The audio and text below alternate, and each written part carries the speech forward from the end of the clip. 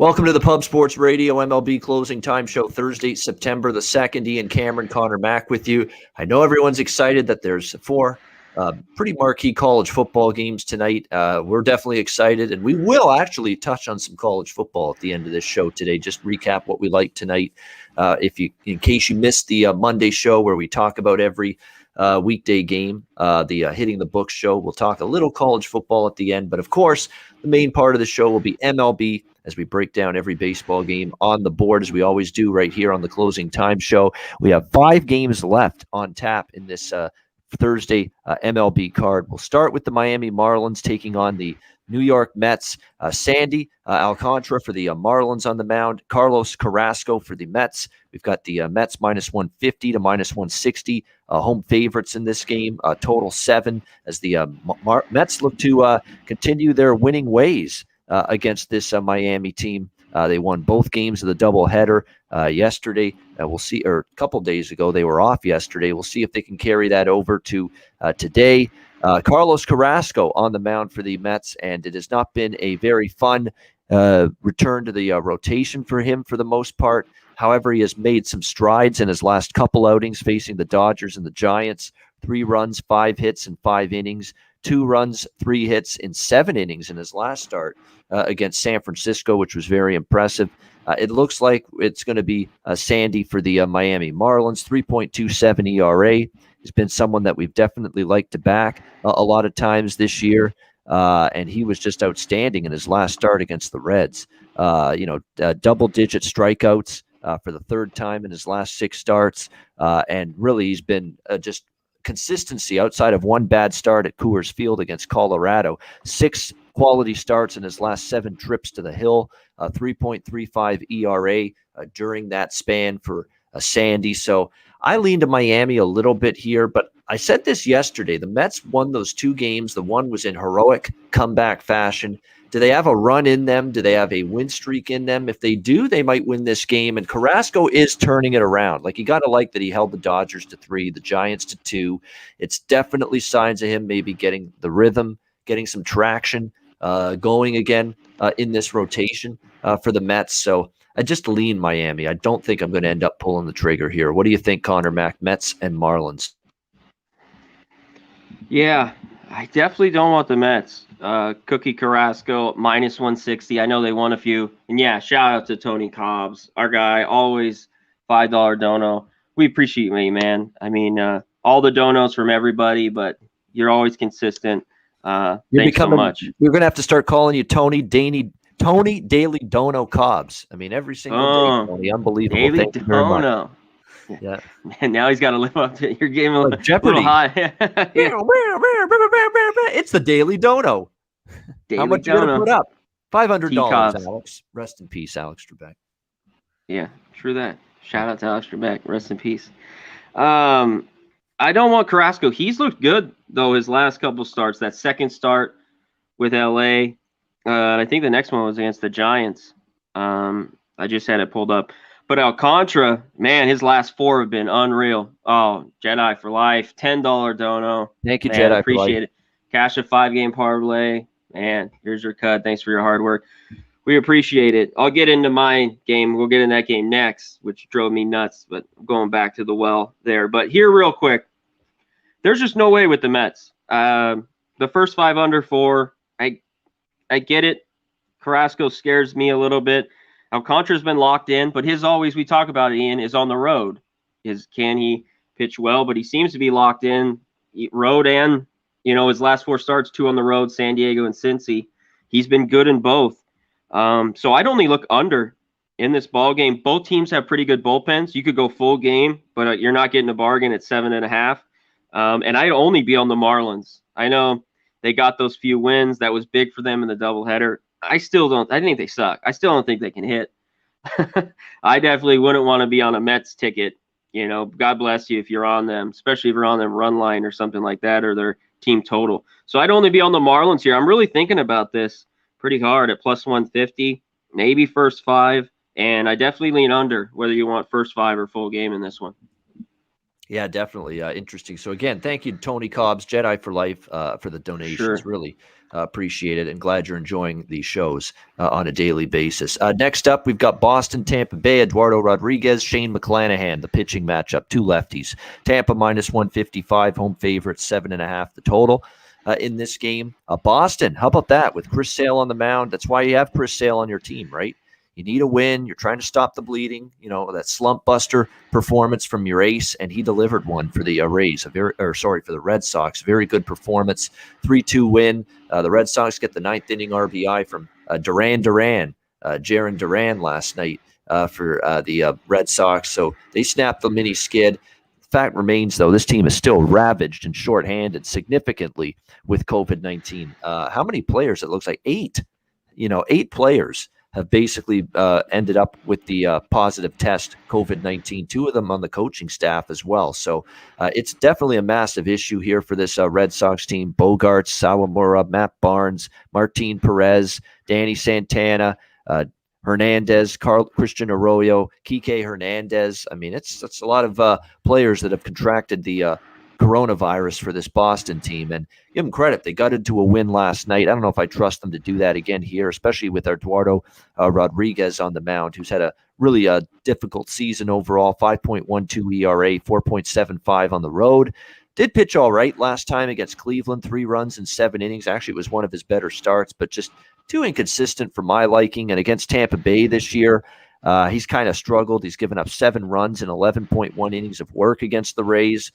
In 2 starts this year, has a lifetime career ERA of 5.15 against Tampa Bay, which isn't great. On the flip side, you got McClanahan, who has been very good the last several starts. Consistent, 3 runs or less in 10 straight starts, the last 2 outings, albeit Baltimore, 3 runs, 11 innings, pitched very well in those games. He has a 3.47 ERA. The Rays have a 7-3 record in his 10 home starts this year against Boston. McClanahan shut them down back in August here at the Trop, a 3-2 win for Tampa. McClanahan allowing just 1 run on 4 hits in 6 innings against Tampa Bay, or against Boston, I should say, in that start. So very good performance by McClanahan in his 1 start against Boston, August the 1st. I like Tampa first 5 innings here. I think they bounce back. I'm always interested when they're off a loss. They're very good at bouncing back. -0.5 is around even money, plus 100. And might even consider the full game money line. And I don't usually love laying a little bit more than -150. And that's what you have to do here. But I'm going to, because it's a huge bullpen edge. It's depleted bullpen, too. A couple of those key relievers are out because of this COVID thing for Boston as well. So definitely a bullpen edge for the Rays. So that's probably what I'll do. Tampa first 5, even money, -0.5. And also Tampa Bay -155. One of those rare instances where I'll lay a little bit more juice here on the money line with the Rays. Conor Mack, what do you think here?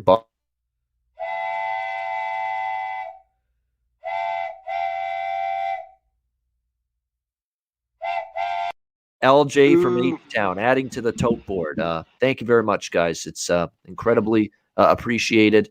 Yeah, Slick Rick as well. You guys, Rocky says, man, love the show. Slick Rick, LJ from H-Town, we appreciate it. $9.99, $4.99. Everything helps here. All the support you guys give here at Pub Sports Radio, we appreciate it. Everyone else, hit the like button, hit the share, all that fun stuff. We appreciate it. So thanks so much. Yeah, I got to get into this one. Rays, man, that sucked last night. 0 for 11 with runners in scoring position. I know they get one hit, they win the game, and with runners in scoring position. Yeah, Franco, he gets gunned out at home there in the 9th. And then the Rays bullpen, which was good and good all night, they gave up the base hit and lost the game. That was just a tough one. I got to go right back to him here. I agree with you. I think they hit Rodriguez. He did have success. He had a decent start. I remember it just in August. I had it pulled up. What was it here? I don't know if you have it, Ian. It was 5 1/3, August 10th. That was the last series they were there. 4 hits, 2 runs. He pitched okay. He kind of got through it, and he had 8 Ks. But there's just no way I want the Red Sox. I'm going to go with the Rays. I was just contemplating their team total. It's 4.5 is plus 110. And I don't love taking home team's run line, but I was looking that way because I thought of first 5 too, but I just said, screw it. They have the better bullpen. Like you talked about, the Red Sox got a few relievers out. Bogarts. They're dealing with COVID. I'm going right back to the Rays. I think they get it done here. So give me the Rays. I'm on run line. I'm pretty sure. I was thinking team total, but I'm in the full game. I think run line -1.5 +120. All right, we've got Pittsburgh Pirates here, Chicago Cubs next up. We got Mitch Keller and Keegan Thompson on the mound in this matchup here. We've got the Cubs -130, home favorites, 8 the total, shaded to the over in this one. These are two pitchers that aren't exactly impressing me at the moment. I guess you could say he was all right in his first start against the Royals, Keegan Thompson. But last time against the White Sox, it was that crazy 17-13 game. He got smashed for 5 runs in just 2 innings. Didn't last long in that game. Mitch Keller, on the other hand, pretty much don't want to back him either, even though he's a slight dog here. 7 runs in 5.1 innings last start against the Cardinals. Somehow, I don't know how he did it. He shut out the Cardinals before that, but clearly seeing him again brought much better results for St. Louis, which doesn't surprise me for a guy that's not pretty much a fringe arm at best. And then before that, he's given up 4 runs, the majority of his starts going back to August since he's rejoined the rotation. So it's not a whole lot of excitement and enthusiasm I have to back either one of these pitchers. So could you lean over the total? Yeah, I guess I could. When you look at it, Pittsburgh, believe it or not, their offense has been mildly better. It's not saying much, but at least they've gotten a couple of runs, won a couple of games here and there, but they're still not lighting it up offensively. And to be honest with you, neither are the Cubs. So it's tough. I mean, I would think you could get over the total with these two pitchers, but you could also maybe not get over the total because of these two lineups. So pick your poison here. I'd rather just not pick anything. So I'm passing on this game. What do you think here, C-Mac, Pirates and Cubs? Yeah, I don't love this one either. Yeah, I wanted to give it Michael Robertson. Yeah, he got gunned out in the 8th. They went down in the 9th. And yeah, I want to give a shout out. That Jack of the Day, LJ from H-Town, I think that was Big Show or you, but Benno, that wasn't me. So with the +400, just want to give you guys credit. I think whoever had it. You had it, Big Show? I didn't know if both of you guys had it. I had Chris Bryant, Simeon, and Vladdy. There you go. Simeon. There you go. Good job, show. Yeah. Beautiful. I just wanted to give you your credit where credit's due. I picked the wrong Blue Jays. I had Vladdy and Springer. Neither one hit one. Yeah, we just mentioned them, but I didn't play them. Yeah, and this one, I don't want anything to deal with here. Can they get over 8 with these two horrible pitchers? Yeah, just sloppy lineups. I don't want the Pirates +120. Cubs have played a little bit better, and then you got to lay -130 with them. I just don't love it here. I like nothing about this game. The lone thing I had here was Jack of the Day was Ian Happ. He's 5 for 8 off Keller with 2 homers, and he's a few guys in this lineup that's got a hit. So look for him for Jack of the Day, Ian Happ. But I can't take Keller. That's not enough plus money. You're getting +120. 2 just shit toilet bowl teams that don't give a shit. So yeah, I'm off here. All right, we have the Cleveland Indians, Kansas City Royals next up. Tristan McKenzie and Mike Minor, the pitching matchup. Even money here, both sides, 8.5 the total. Tristan McKenzie, not injured. They just wanted to give him some rest, a little arm fatigue, nothing major, just to give him rest. And so this is not a return from the IL. It might look that way because he hasn't pitched since August 21st. This was just give him a rest, give his arm a little rest, not a major injury. I think he's going to pitch fine. And believe it or not, he's turned it around. Tristan McKenzie's been terrific, actually, here in the month of August. 3 runs in his last 21 innings here in the month of August. And he didn't face, terrible teams. He faced a good Oakland team, shut down Detroit, shut them out. LA Angels, held them to 1 run. He's been very good. And against the Royals this year, how about 2 starts, 12 innings, not a single run allowed to this Kansas City team by McKenzie. So for as much as I didn't like McKenzie early in the year, he had major command and control problems. He looks like he's worked on his mechanics, and now he's fixed those issues, and he's pitching good. He's had a great month of August. He shut down the Royals twice earlier this year. I was on Cleveland in the first game of this series. I was on Cleveland again, best bet winner on the Pub Sports Radio MLB closing time show last night. I'm coming back to Cleveland again here, first 5 in full game. I mean, McKenzie will be fine. I actually think the day's off. Now he's going to have a live arm tonight, a rested arm. And he throws hard. He's going to be able to really dial up the radar gun tonight. On the flip side, it doesn't take a whole lot for me to want to fade Mike Minor. He's given up 3 runs or more in 5 straight starts. The Royals are 0-5 in his last 5 starts. He faced the Cleveland team twice this year. And we talked about McKenzie's faced the Royals twice and not given up a single run. Mike Minor's faced Cleveland twice, given up 9 runs in 9.1 innings. So pretty much the polar opposite here. So, you got a Cleveland team that's feeling they're on a little bit of a roll right now, believe it or not, Cleveland, for a team out of the playoffs. And I think they complete the sweep here. I like Cleveland first 5, full game split. What do you think here, Conor Mack, with Cleveland, Kansas City? I agree with you. Wow, the Royals, they score 3 quick runs yesterday and don't do anything, because I just had the over. I mean, that was bad. They had multiple innings with the bases loaded. Didn't score anybody. So that was rough. And then the Indians get it done. So congrats to that. I'm with you. I'm on the Indians. I'm leaning to first 5. I think they get to Minor. You talked about McKenzie. He's pitched really well, both those starts with the Royals. I kind of wanted to be only on the Royals with, when they're facing a lefty. He's been good. And yeah, he hasn't on the IL, I think is R, but he has pitched really, really good the last month and a half. So I'd only be on the Indians. I just don't know if I want to go first 5. I was looking at their team total. It's 4.5. You get a plus 110, plus 105. But it's just similar to the number. So maybe I'll just take the Indians like you. Just take them to win here, either first 5 or full game. Yeah, that's because that way if they win 3-1 or 4-1, which they could, they still get the victory. Because with Cleveland, you never know. Sometimes they can be a little bit difficult to trust to get over those team totals from time. Taking teams like this with team totals and overs, yeah, you're like, you think it's going to get there early on. I thought it was 3-1 in the third and nothing else. So yeah, for sure. They have owned the Royals. Actually, let me go back because you're right. You're close with there. Who said that in the chat? Rodney Barton. He's right. I think it's very, very. I think it's like 9 or 10 in a row. You're right. Cleveland has beaten Kansas City head to head. Let me see. Yeah, 10 in a row. 10 straight wins in a row for this Cleveland. 14-2 in the last 16 meetings in Kansas City alone for Cleveland. So they have definitely dominated this series. We'll see if they can get to another win here tonight. All right, this is the only late game. It's not even a West Coast game, but it's the only late game. So we'll do the 7th inning. 7th inning stretch right now. So there we go. Stretch it out. Let's say hello to everybody in the chat. Welcome in Michael Robertson, Evan L, LJ from H-Town, R, Brian Watson, Tony Cobbs with the dono, of course, Harold Williams, Zach Wilson for MVP, Slick Rick with another dono, Jedi for Life who donated as well, B-Ball 619, Michael Robertson. We appreciate everybody here. Turnsy was in the chat, Stimmy OG, Bill McDonald, Puzzler.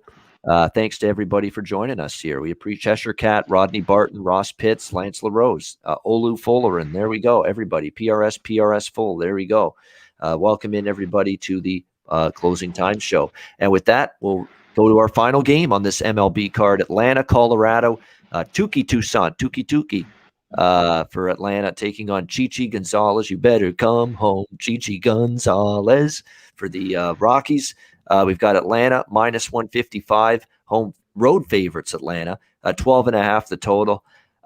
We know this Colorado team, right? 43-22 at home, even against the much better, hotter Atlanta team. I'm reluctant to fade the Rockies getting this kind of price as home dogs. I mean, we just know what this team does at home. They're much different. They're exceptional. They find ways to win. And I wouldn't be rushing to lay this price with Tuki Toussaint, that's for sure. I mean, he's one guy in this Atlanta rotation who's been up and down. He's been on the better side of it lately. He had a couple rough starts, but last 4 starts, all in August, 3 runs or less, and given up just 8 runs in his last 21 innings. So we give him credit for that. His road ERA 2.25. He's never faced the Rockies. We'll see if he's able to hang in there and deliver the goods tonight. Chichi Gonzalez for Colorado making the start here in this game. John Gray was supposed to start tonight, but on the injured list with forearm tightness. So Chichi gets called out and gets called up and into action here for the Rockies tonight. We'll see how it goes for him, but his overall numbers this year, 6.08 ERA overall, 5.59 here at Coors Field with his ERA, and his last 3 starts, 10.5 ERA. So the form for Chichi Gonzalez just has not been there the last 4 starts he's made, and especially here at Coors Field, the last 2, 7 runs, 4 innings against the Dodgers, 3 runs, 4 hits, only lasted 3 innings against the Padres, and he's now gone 10 straight starts, giving up at least 1 home run. So the long ball has been a major problem as well for Chichi Gonzalez in this one. I kind of think this game could get up and over 12.5. I think Tukey might give up some runs too. And the one thing about him is he doesn't pitch deep into the game. So you're going to see the Atlanta bullpen a little bit tonight in this one. And that the middle relief of Atlanta can still be a little bit susceptible at times. But boy, you're not getting any sort of bargain with the total. I'd like to go over this number. I'm still wondering about it though, because you're talking 12.5. You're not exactly getting a bargain here. But the over is 10-5-1 in Chichi's last 16 starts. The Colorado bullpen's really been a problem area lately. And the one thing about Atlanta and Touki Toussaint is, his ERA and his overall numbers look solid. The one thing he's had an issue with is home runs. He's had trouble, walks. Walks. And if you put a couple guys on base with walks and you give up some home runs, like he's allowed home runs now in 5 of his last 7 starts, Touki. So that's where it could show up here in a ballpark like this when you're having trouble keeping the ball in the yard. So for me still, even though it's a high number, the over is the only way I would play it here at 12.5 with these 2 pitchers. What do you think here, C-Mac, with Braves Rockies? Yeah, it's like, are you gonna dare me to take a plunge with Chichi here to take the first 5 under 7? It's perked my interest. Every time I see a 7 at Coors Field, and I've cashed a ton of them this year. I think Toussaint, we'll see if he can be good. Coors Field. It's always different than everywhere else. Both teams Braves getting swept by the Dodgers. Rockies are coming home from the Rangers. Toussaint has been pretty good, though. He's going about 5 or 6. And, he's given up, other than the long ball and his walks, he gave up 1, 2, 2, 2. He had that bad outing against Milwaukee where he went 3 1/3, 7th back on June 30th. And then 1-1 with Philly and the Padres. So I'd only be on the Braves. I know the Rockies at home have just been magic. So this is what is colliding with me. Maybe I should just talk myself and maybe stay off this game because the Rockies at the plus price. But I see Chichi and I think Toussaint, the Braves had the edge. So I'd lean the Braves first 5, a half a run, just a bit in this one. I don't know if I want to go full game. And yeah, that 7 is intriguing me. I don't know if I can pull the trigger with a guy like Gonzalez on the mound. But Braves rip righties pretty well. They have good numbers. So I think they score some runs early. So I'd only be on the Braves first 5, half a run if I were going to bet this one. And I'm really thinking about it. Just the Rockies have just been so good at home, no matter what. And then they're plus 140. You just got to back Chichi for 4 or 5 innings maybe. But there should be runs. 12.5 scares me though. I mean, you might get there here at Coors Field. There could be a ton of runs. I can't take an over there, but yeah, I got to leave Braves first 5 here. Braves first 5 in this one. A lean for you can look at some home run props on either side. I think you could. Both guys have struggled with the long ball, both of them. Toussaint and Gonzalez. So Duvall is at a home run against Chichi. Stephen Vogt has as well, though we don't know if he'll be in the lineup. Jock Peterson's 4 for 8 against him, but no home runs, but still could go yard in this one. And if you want to look at your usual suspects for Colorado, Blackman, Story. Even Ryan McMahon's hit well lately for them. Those are definitely some guys you could look at in terms of home run props tonight. All right, that is the baseball card.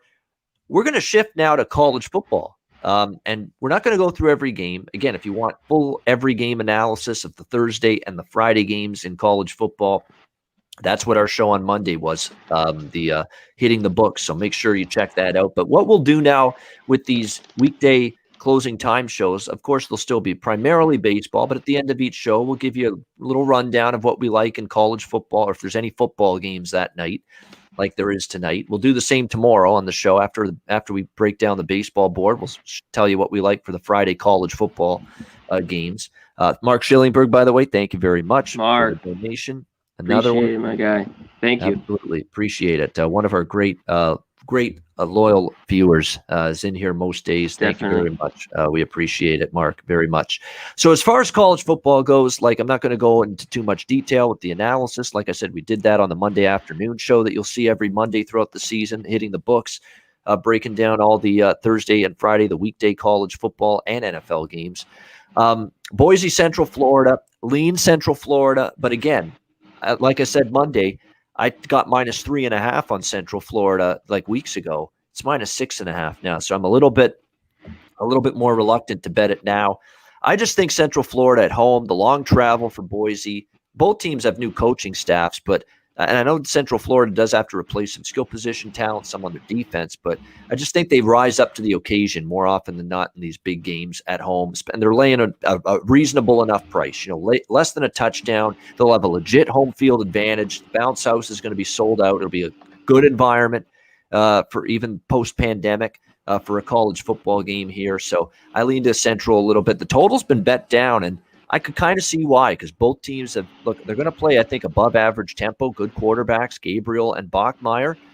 Both teams have hinted at defense coming into the season. So to me, I can understand why, even though you're going to get Central, and I think Central Florida won't be as quite the extreme tempo team under Malzahn that they were under Heupel. And also, it's a run-oriented up-tempo spread under Malzahn. They're going to be more run-heavy than they were, I think, under Heupel. So that usually means, you're going, above average pace, but with more run plays, you're going to have, more opportunities for the game to stay under the total. So I would lean UCF, lean a little under the total as well.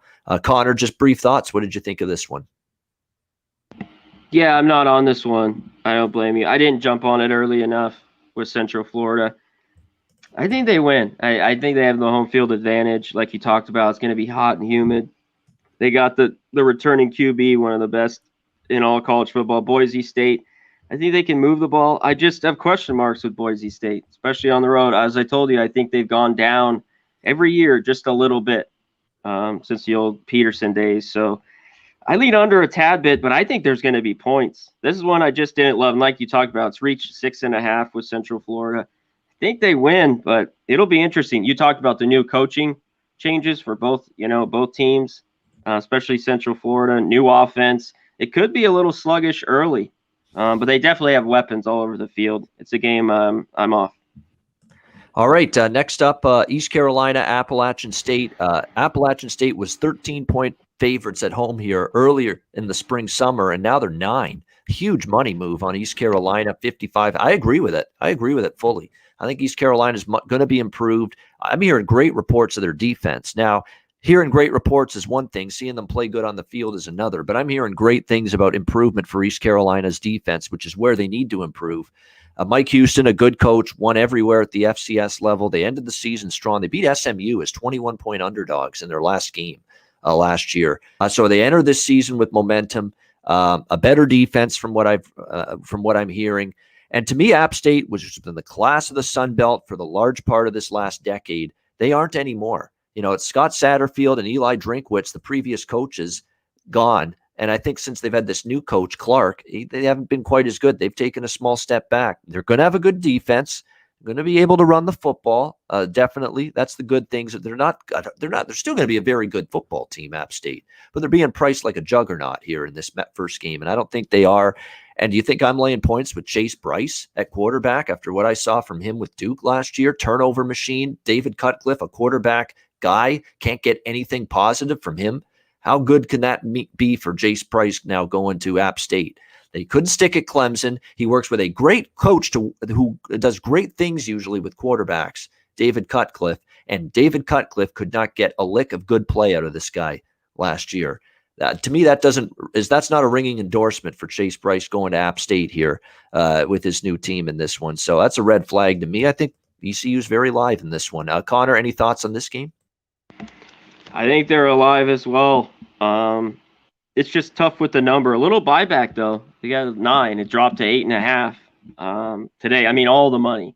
It's like, talk about a dog favorite. We talked about Illinois a little bit your first week last Saturday. App State's going to be able to run it. I think their defense will be good. But Bryce, yeah, he scares the shit out of me. He needs to keep the turnovers. I hopefully they don't try to throw it around the yard with him, but it'll be pumped up there. I just like East Carolina. They found ways to cover, score points. This quarterback, he's been there. Aller's 3-4 years. He's been the starter. Bolton Naylor's has been there 3 years. This is 3 years now, yeah. I think now. Yeah. Yep. Yeah. Their defense got shredded, but they're bringing back everybody. I think we got 10 starters on both sides of the ball. And East Carolina played great at the end of the year, not only winning a couple of games, but covering some numbers their last 3 or 4 games. So there's talent there. It just went through the key number of 10 we talked about. I can't crazy endorse it, but I like it still at 9. I think they're in this ball game against App State. The only reason, because I think they can score points. So that keeps them in the game. Like, they'll be able to score with that offense. So that keeps them in it here.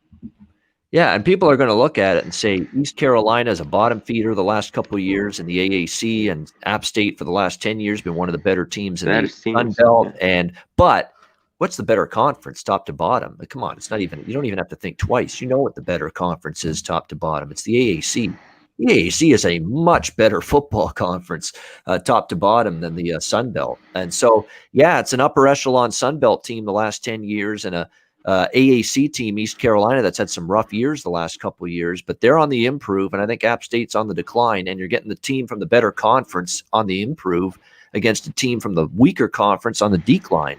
That's the way I see it here in this one. All right, South Florida, NC State 19-point home favorites, 58 the total. This money has come in on NC State. Hard to argue with it. I laid the 18 earlier with NC State. It's 19 now. It's just a rough. Like, I don't doubt that South Florida will be a little bit better this year. They have to be. They can't be worse. They have to be a little bit better. But how much better? Are they going to be better enough that they're going to all of a sudden compete in games and win games? I don't think so. I don't think they've made that much of a gap. And this is a tough opener against an NC State team that could be the 4th best team in the ACC this year. I mean, I think they're right behind North Carolina and Miami and Clemson, that group of 3 at the top. Devin Leary's a great dual threat quarterback. He's healthy again. They've got Bam Knight, Ricky Person, great running back duo, good receivers, all 5 offensive linemen back for NC State. Absolutely terrific. All 5 offensive line starters. Every defensive starter is back from last year other than the defensive ends. Other than that, they've got 9 of their 11 positions. The starting defensive player from last year is back for the Wolfpack. And now they got to face Cade Fortan. Couldn't make it at NC. Transferred out of there. First start here. South Florida, by the way, they've lost 12 in a row against FBS teams. Yeah. 6 of their 8 losses last year were by double digits, non-competitive in so many of those games. I think it probably gets ugly for them. Maybe this is like UConn-Fresno, where maybe for some reason NC State is sluggish out of the gate, first game of the year. But I think eventually they'll pour it on and they'll run away, just like Fresno did against UConn last week. So maybe if this is like 0-0 or 3-0 after the first quarter, and maybe you get a better number on NC State, I would say look for a live opportunity, because I think they'll open it up eventually here on this South Florida team, which is just still, to me, in rebuild mode under Jeff Scott. What do you think here, C-Max, USF and NC State? Yeah, South Florida is just in shambles, that program. They just got walloped everywhere. Their defense got shredded. Their only win, I wanted to look it up, was Citadel, 27-6. And, 27-6, that's it. Like you talked about, they get beat down every week. It's NC State. You talked about it. Leary's back. The defense is back. I thought the team was really good last year. I love them as dogs. I mean, you're getting them now laying a big number. But I think even it's under the 3 touchdowns. I think it's a solid look.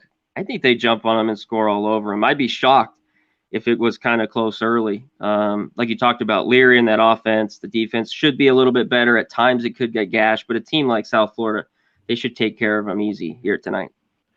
Yeah, definitely. I just remember we could change the background to the college football background while we're doing this segment. Then we'll flip it back to MLB after that. Just got to love that. See, we're prepared for everything here on the closing time show. All right, Bowling Green, Tennessee is Tennessee prepared to blow this team out, because I have Tennessee as a bet against team. And unfortunately, I knew right away I wasn't going to be betting against them here, because they're playing Bowling Green, who's one of the worst teams in FBS football. And people are saying, even with Tennessee's issues, they could name their score in this game, because this opened 30.5. It's 37.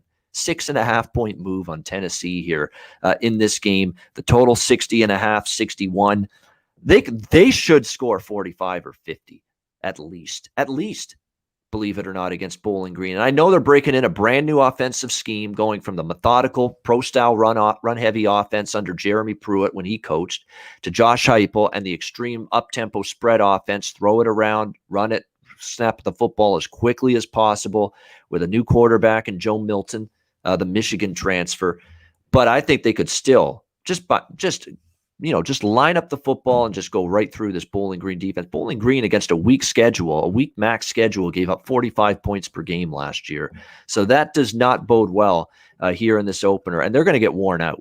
I know there could be an adjustment period for the new Tennessee offense, new scheme, completely different type of scheme from what they had before offensively, but they could just get worn down, with this pace and this tempo. Like Heupel's just saying, we're going to try to snap this football as quickly as possible, right up to the line after every play. So Bowling Green's going to get worn down. I think you could go over the total. I like the full game over if you're a little bit worried that Tennessee, slows it down with a huge lead, which they could. You could always go first half over instead in case you're worried about that. But I played over the total when it was 59 in this game. It's 61 now, and I agree with that move. Tennessee is also a team I thought would be a team I wanted to bet over their game totals because it's a completely different shift from the way they played before, from one of the slowest, most methodical offenses in college football last year to now one of the fastest pace offenses in all of college football this year.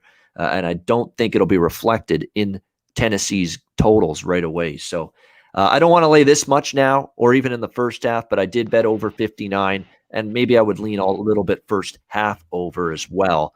Just in case, they do call off the Dogs a little bit late if they're up by a massive margin. It's just, I do think Bowling Green can score. Some people don't think they can. They at least have a second-year starting quarterback returning, Matthew McDonald, and they at least have a Tennessee defense here that was awful last year. I'm hearing really bad things about Tennessee's defense in their spring game and in their August camp, that their defense is way behind the curve. So if that's the case, Bowling Green might be able to punch in a score or two. And if they can, that's probably the over right there, in my opinion, because Tennessee should do the rest. What do you think about this one, C-Mac? Yeah, I can't lay this number with Tennessee. They should just go up and down, though. Bowling Green was one of the worst teams in the MAC. They get blown out, and they should here. I know Heupel wants to show it. If I were on Tennessee, I'd look more first half and maybe a first half over. I think this game's going. I don't know if Bowling Green can score. And like I said, I don't think Tennessee is going to be very good this year. I don't know their team total under for the year. But a team like Bowling Green, Matt McDonald, he played better down the stretch. I don't know if they can score here much. I'd be shocked. They need to work out the kinks too. This one game was interesting to me. And we'll see all the way through. I mean, I lean a little bit full game under here, 60.5. When I had it, I think Tennessee kind of does what they want. Bowling Green's just that bad. But unless it could be 66-0 or 56-10 and it could get over. I just think I lean a little bit under. But Heupel's bringing that offense like you talked about. Just an interesting one tonight. Big game next week for Tennessee. So how much they do, maybe just sit them that whole second half, the starters. Yeah, definitely. Interesting to see how they play. That's a good lot. You definitely want to pay attention to where the score is at halftime because you might be able to find a good second half bet based on where this score stands at halftime of that one. The final game, you could probably argue this along with Boise and Central Florida as the game of the night. Ohio State, Minnesota, Big Ten opener for both teams. Ohio State, 14-point road favorite, 61.5, 62 the total. The under's taking money. I kind of agree with that. If you're Minnesota, you want to shorten the game. You want to run the football with Mohamed Ibrahim, who's a great running back. He's returning. Tanner Morgan, senior quarterback, good offensive line. Work on those guys. And Ohio State's got to replace a couple guys on the defensive front. So run-heavy offense, I think, makes sense. By the way, this is Fox, and this is Gus Johnson and Joel Klatt doing this game. So this is your Gus Johnson special tonight, Ohio State, Minnesota, in this matchup. When you look at it here, I mean, Ohio State, look, I get it. Talent-wise, it's hard to argue this line shouldn't be where it is, right? Should be 14-point road favorites. They do have better talent, much better talent than Minnesota. But guess what? They got a lot of new faces, both sides of the ball. A first-time ever starting quarterback, C.J. Stroud. I think he's going to be good. They say he's going to be good. He's apparently played well in camp.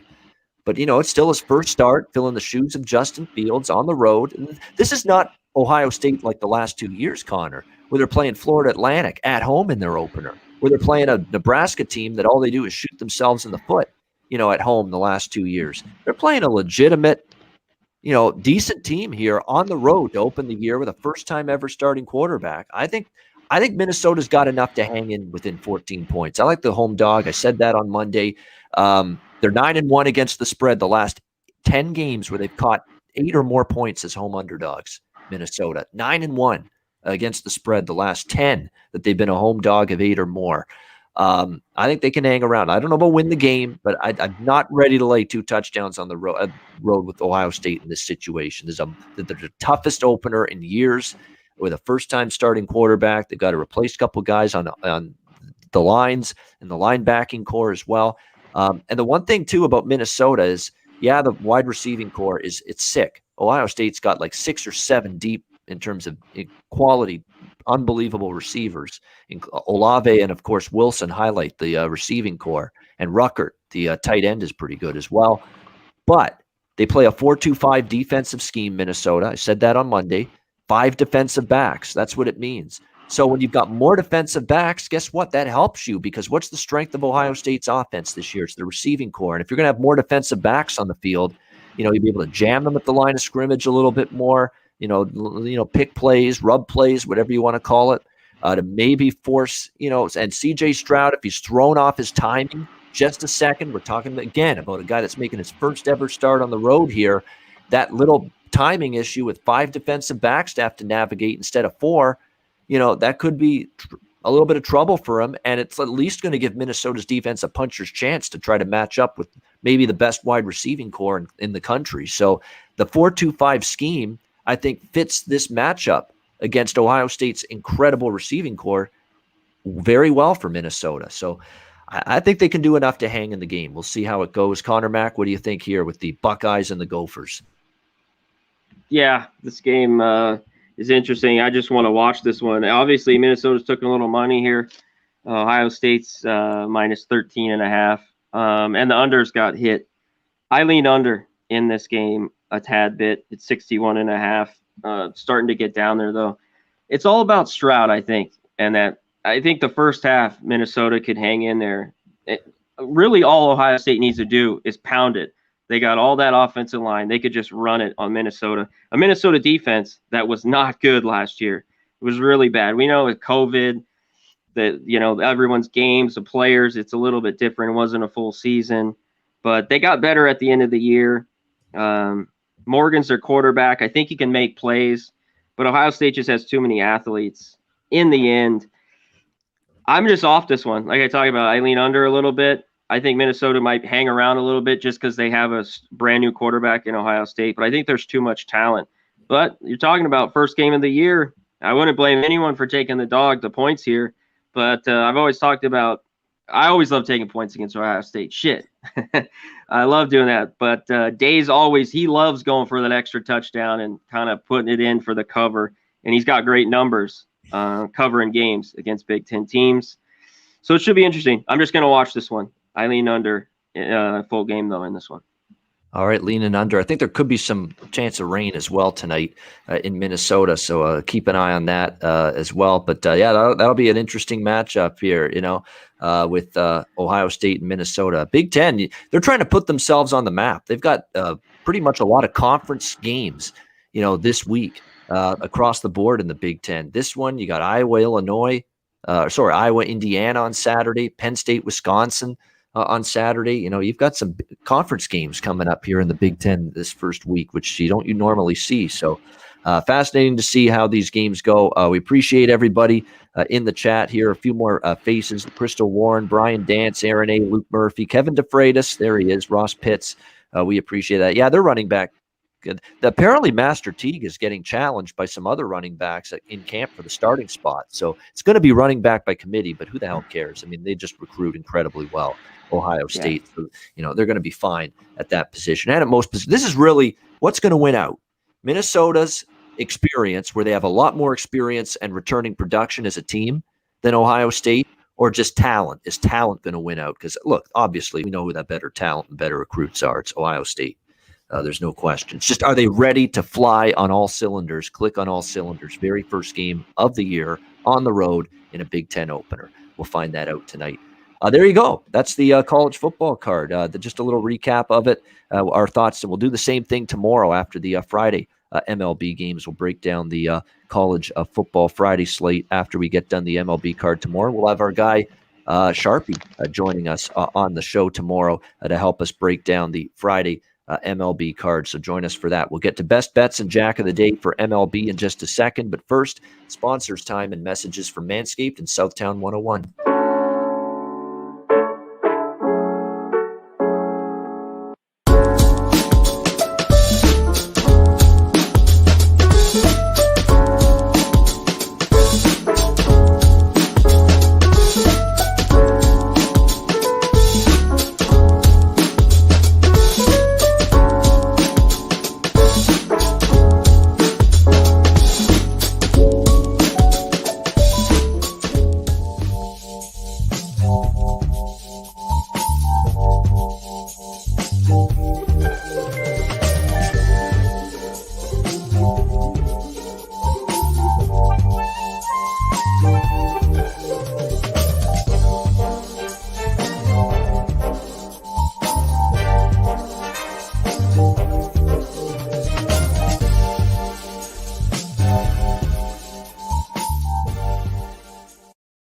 All right, Southtown 101. When you're in San Antonio, Texas, stop in. Great food, drinks, live music, DJs, and karaoke. Southtown 101. Manscaped, promo code PubSports. 20% off the purchase of Lawnmower 4.0 or any product on the manscaped.com website by using the promo code PubSports. MyBookie.ag, promo code PubSports. Football season has arrived. Sign up right now. Get in on an account at MyBookie.ag. Bitcoin accepted currency for your deposit. Open up an account, mybookie.ag, and use the promo code PubSports. Definitely. We've just forgot one thing we forgot here about in the last segment there, college football, is basically the extra games. I did bet a couple. I'll just say that I'm on the Western Kentucky, Tennessee Martin over. That is just a numbers play, and Western Kentucky going extreme tempo with their new offense and new quarterback Bailey Zappi out of Houston Baptist, coming from an up-tempo air raid system, bringing that offensive system to Western Kentucky this year. So I think their totals are going to be light early in the year. Take advantage of it and bet over there against Tennessee Martin. I lean a little to Wagner, just beta Buffalo with all the changes, plus 43.5. And look, you're not getting the number anymore, but I think Eastern Washington beats UNLV tonight at the Sam Boyd Stadium in Las Vegas there. I think it's just a sign that UNLV football is in rough shape right now. Eastern Washington, actually, in most people's power ratings, is actually a higher power rated team than UNLV, even though they're an FCS team. They are one of the better FCS football teams, Eastern Washington, and I think they'll beat UNLV. It's still only 1.5, 2 at most spots. You can take money line minus 120, minus 125 if you want, but I think there's a good chance Eastern Washington beats UNLV tonight in that one. Connor, did you bet anything from the extra board? Yeah, I think Eastern Washington can beat UNLV. You've lost all. Everyone's just pounded it, though. You're not getting much. You were getting 3, and you could have got plus 150 and then plus 110 last night. Now I don't think it's any good, but man, that'll be interesting tonight with the Rebels. Yeah, I think Western Kentucky. Not only you said you like the over, right? I think they cover. I think they beat Martin. I just think that offense hums. They usually beat them up. You know, it's usually like 40-10. I think they beat them up there and cover that number. That was about it. I like Coastal Carolina too. I think they just take Citadel. First half, I know it's a big number, like minus 21 or 22, but I think they could cover there. Yeah, I don't have an opinion on Ball State. I'm not. They're obviously going to win the game, but 31-32 with that, like they are one of the better teams in the MAC. They got Drew Plitt back. That offense, no doubt, they're going to be very good. They upset Buffalo, of course, in the MAC championship last year. But I'm just not ready to lay minus 31 with them. Maybe a first half that they come out strong, but no. I just didn't have a real big inclination to lay that kind of price. Oh, Kevin DeFreitas, 699 dono. Oh, there you killing go. It, guys. Best show on the net currently. Man, we appreciate it. Thank you. I didn't want him to go unnoticed. Thanks for the support always. Everyone else hit the like button. Thank you, Kevin. Yeah. Tate Martell did transfer to UNLV, but he ain't starting. That guy's no. washed. You don't want him to start. Actually, anything I think that they've got is better than him at this point. You wouldn't want him starting anyway. Not that it matters. It's a program in shambles, but nevertheless, it's not exactly someone that's going to, I think, help UNLV necessarily. All right, let's now we're going to get back to baseball to wrap up the show here. We've got a best bets coming up in just a second, but first, time now for Jack of the Day.